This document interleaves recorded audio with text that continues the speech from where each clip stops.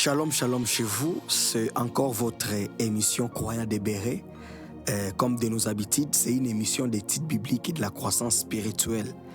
La Bible déclare dans Actes chapitre 17 verset 11 que ces Juifs avaient des sentiments plus nobles que ceux des Thessaloniques, car ils recevaient avec beaucoup d'empressement la parole de Dieu et ils examinaient chaque jour ce qu'on les enseignait dans la parole.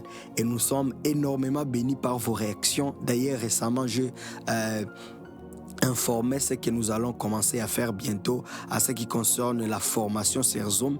Je parlais de Melchisedec. Il y a un croyant des Bérets qui m'a rappelé, il m'a dit que je dis que le nom de Melchisedec est cité quelques fois dans la Bible, mais j'ai oublié, il m'a rappelé sur les chapitres. Donc le nom de Melchisedec est cité dans 5 chapitres seulement, mais son nom est plusieurs fois, plus de 12 et 10 fois, et j'ai beaucoup aimé comme nous sommes en train de lire. C'est ça d'ailleurs l'objectif de cette émission. Il ne faut pas seulement se limiter à ce que nous écoutons, nous devons aussi aller plus loin. Donc au-delà d'écouter, il faut aussi aller puiser, car il y a les trésors dans cette parole. Et Paul avait dit, nous connaissons en partie, nous connaissons en partie. Alors nous allons continuer notre enseignement, mais avant d'aller plus loin, nous allons lire la parole de Dieu. Aujourd'hui, j'ai beaucoup noté parce que je fais beaucoup de recherches sur ces points. Alors vous allez m'excuser, je serai un peu esclave de mon agenda, mais par la grâce de Dieu, on va y arriver. 2 Rois chapitre 1, verset 2 à 3, je vais lire un peu. Nous lisons la parole de Dieu. Or, Akazia tomba par les treilles de sa chambre haute à Samarie. Il en fit malade. Il fit partie des messagers et leur dit, allez consulter Belzéboub, dieu d'Écron, pour savoir si je guérirai de cette maladie. Je saute au verset 7. Akazia leur dit, quel air avait l'homme qui est monté à votre raconte et qui vous a dit ces paroles? Il lui répondit, c'était un homme vêtu de poils et ayant une ceinture de cuir autour des reins. Akazia dit, c'est Élie les Tishbite. Parole du Seigneur, ça mérite les acclamations. De là où vous êtes, vous pouvez même acclamer le Seigneur. Il y a les acclamations là-bas, vous pouvez même faire ça. Jusque-là, vous nous suivez, mais vous n'êtes pas abonné. Abonnez-vous et partagez aussi la vidéo pour la gloire du Seigneur. Nous sommes toujours dans notre thème. Découvrir la différence entre la Bible, les Écritures et la parole de Dieu. Et nous sommes arrivés à ce niveau de la pratique. Nous devons pratiquer la parole de Dieu. On a beaucoup parlé à propos de ces sujets concernant la pratique de la parole de Dieu. Je ne vais pas rentrer en arrière. Il y a des vidéos que vous pouvez aller suivre pour être à la page. Mais nous sommes arrivés à ce niveau où nous parlons de souvent quelque chose qui nous pousse à ne pas pratiquer la parole de Dieu souvent. Je parlais de manque de la dignité, le manque de la dignité.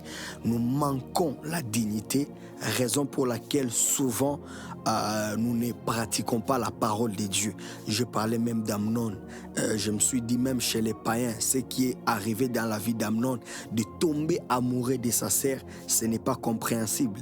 Donc c'est quelque chose qui n'a rien à voir d'abord avec les démons, le péché, le diable. D'abord, ce manque de dignité. Nous voyons la vie de Joseph, il avait une ligne rouge. Il avait une ligne rouge. La deuxième des choses est parler de la discipline. La discipline. Souvent, nous nous retrouvons dans le péché parce que nous n'avons pas la discipline. Et j'ai insisté sur la discipline à ce qui concerne la régularité.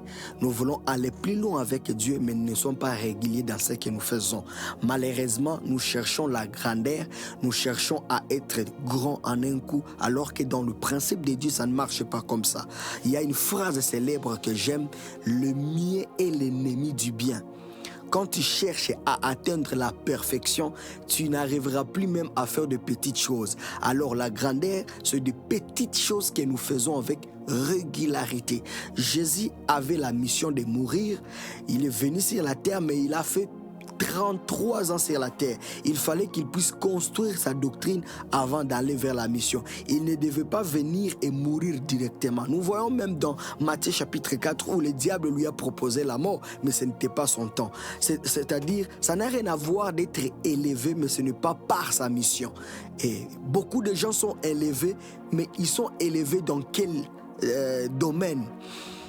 La Bible dit, et le diable transporta Jésus et lui mettant au-dessus du temple. Donc Jésus était élevé au-dessus du temple, mais ce n'est pas Dieu qui lui avait mis là-bas, c'était le diable. Donc il y a d'autres gens qui sont élevés, mais ce n'est pas Dieu. Ils sont élevés par d'autres choses. Alors c'est mieux d'entendre et d'être patient. La Bible nous montre que Jésus allait chaque jour à la montagne. Et je parlais de la discipline, c'est la constance. La constance, la discipline, c'est ce que tu fais avec beaucoup de régularité. Et d'ailleurs, j'aimerais augmenter cette phrase. On donne quelque chose qui doit te donner le nom. C'est quelque chose que tu fais chaque jour. Avec ces petites vidéos que je suis en train de faire, bientôt je serai appelé vidéaste. Pourquoi? Parce qu'une chose que tu fais avec régularité, cette chose finit par te donner un nom. Alors que la grandeur dans ce monde, c'est se construire un nom.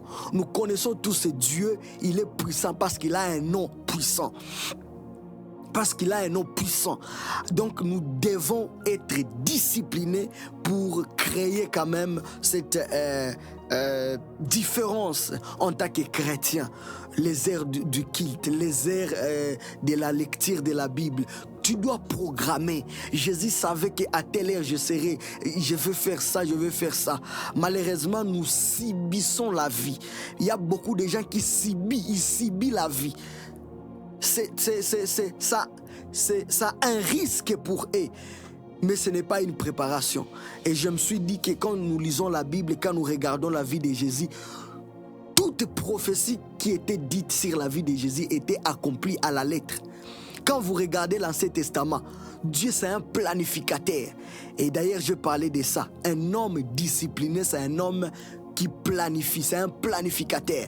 La Bible dit, j'ai des projets de bonheur et de paix sur ta vie. Donc Dieu planifie aussi ta vie. Dieu c'est un planificateur.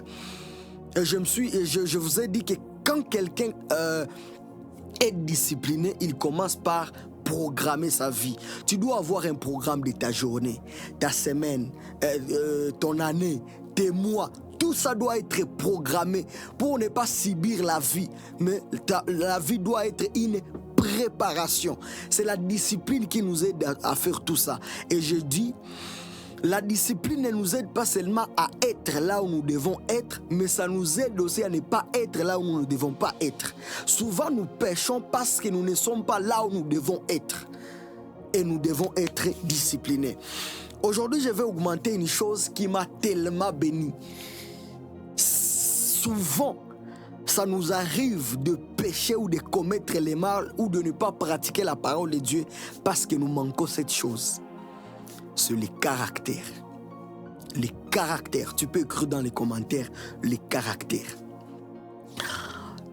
Quand je fais des recherches un peu sur ces mots, j'ai découvert que c'est un mot très puissant.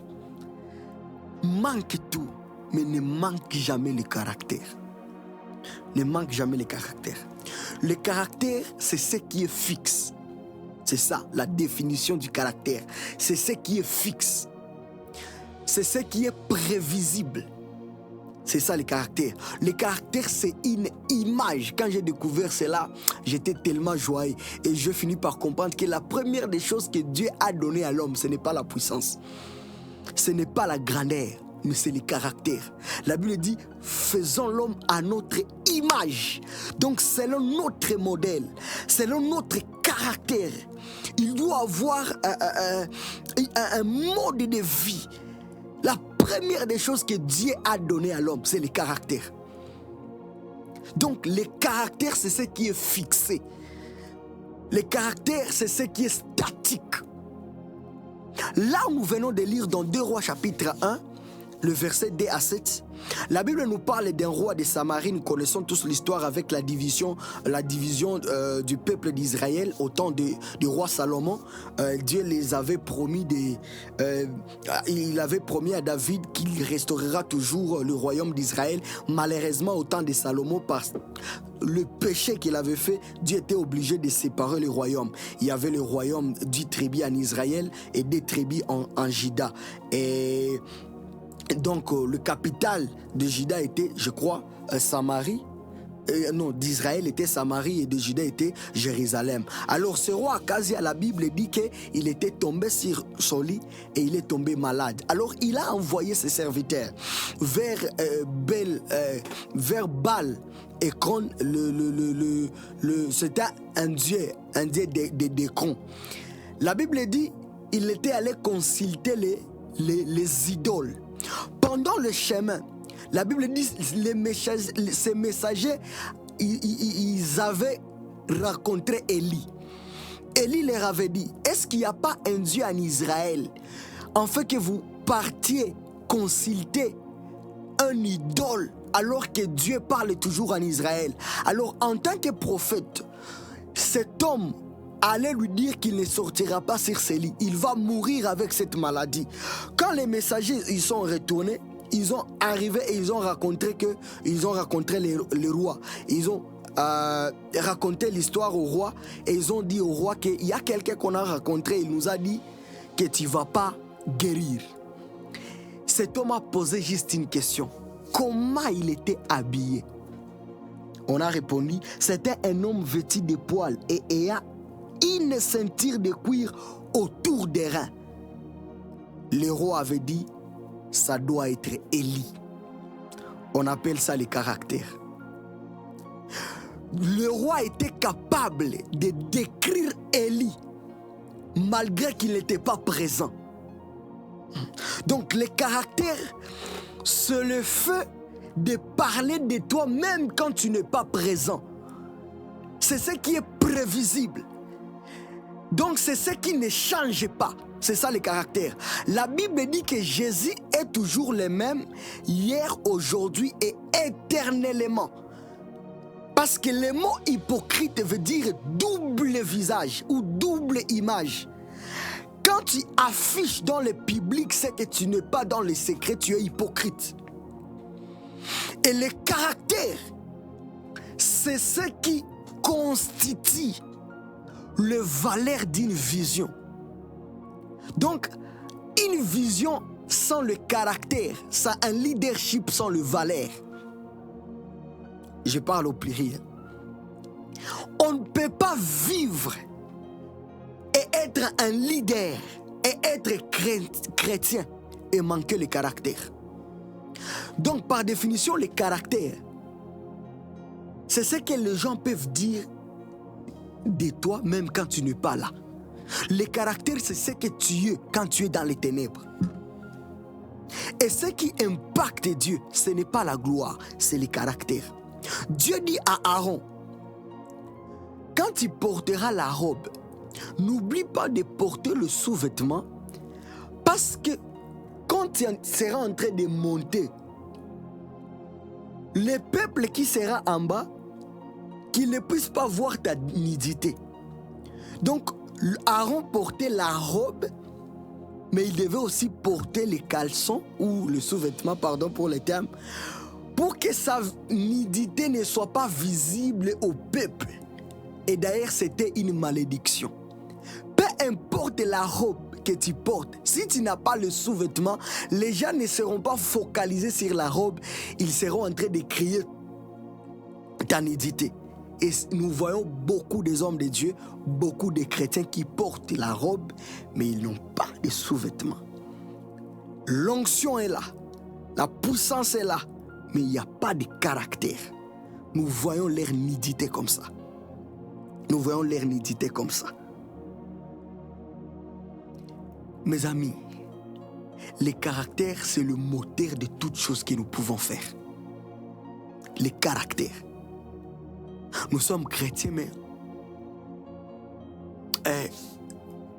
on a donné un exemple du caractère. c'est ce que tu peux dire même quand les gens ne sont pas là pour toi. Par exemple, j'ai un ami, je connais s'il n'est pas à l'église, il est à la maison sur sa machine.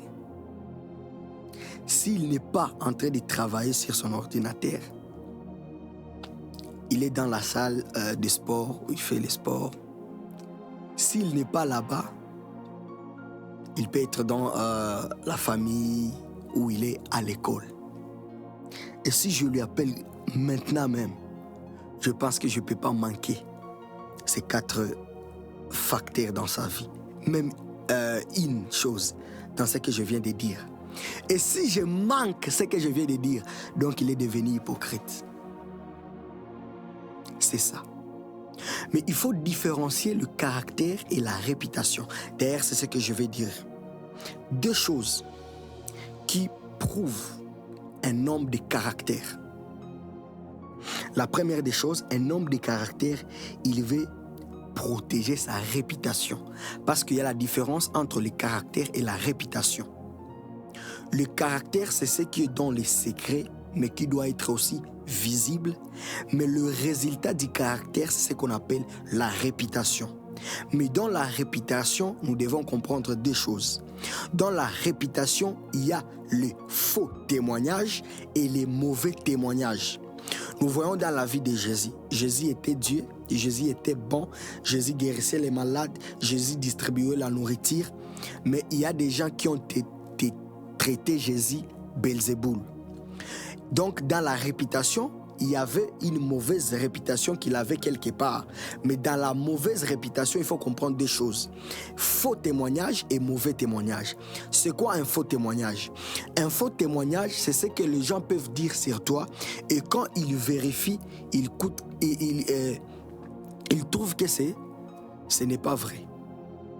C'est ça un faux témoignage. Donc il parlait de Jésus comme étant Belzéboul, mais en réalité, Jésus était fils de Dieu.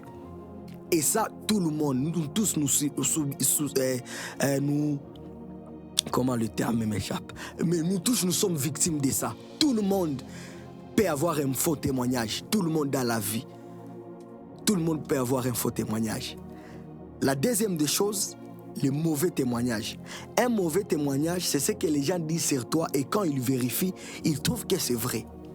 Ils trouvent que c'est vrai. Mais dans la réputation, il faut faire beaucoup. Il faut être très prudent parce que la réputation, c'est ça la grandeur. La réputation, c'est ça la personnalité. Quand ton nom est bafoué, peu importe la grandeur, peu importe les résultats de tout ce que tu feras, on ne verra plus ça. Parce que le nom, c'est ça la grandeur. La réputation, c'est ça la personne. Et vous allez comprendre que même Dieu, quand j'ai découvert cela, moi-même j'ai dit Amen. Il y a l'usine d'Apple, de Steve Jobs. Steve Jobs, il est déjà décédé. Si tu achètes le téléphone Apple, on va te donner une garantie et on va te donner aussi des instructions. Si ça arrive, le téléphone ne fonctionne pas pendant quelques semaines, tu peux amener ça ou on va te donner un autre téléphone. Ou si tu as vu ça, on va faire ceci.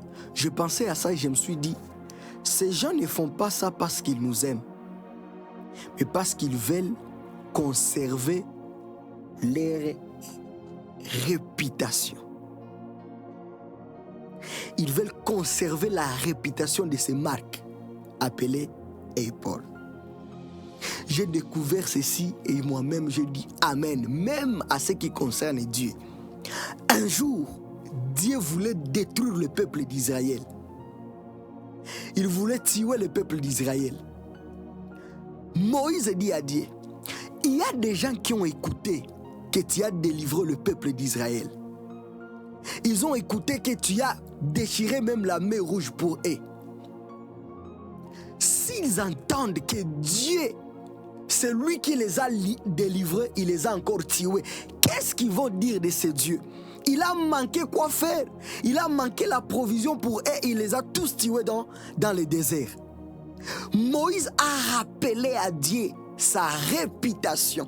Donc, d'ailleurs, c'est une puissance dans le monde spirituel quand tu rappelles à Dieu sa réputation à cause de son nom. Nous sommes ses enfants et nous sommes ses fils. Donc il y a même des choses que Dieu fait parce qu'il veut protéger aussi sa réputation. Il est notre Père. Un père ne peut pas faire ça à son fils. Quand tu lui rappelles ça, la réputation. La deuxième des choses pour terminer, pour découvrir un homme de caractère.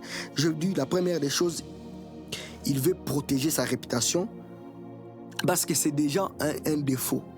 C'est déjà mal parti de trouver quelqu'un qui est incapable de crier ses valeurs. Et d'ailleurs, c'est ça le deuxième point. Le deuxième point pour découvrir un homme de caractère, il n'a pas peur d'exposer ses valeurs. Un homme de caractère, il dit, moi, je ne peux pas faire ça. Moi, je ne fais pas ça. Ça fait 5 ans à l'université, il y a des gens qui ne connaissent même pas que tu es chrétien.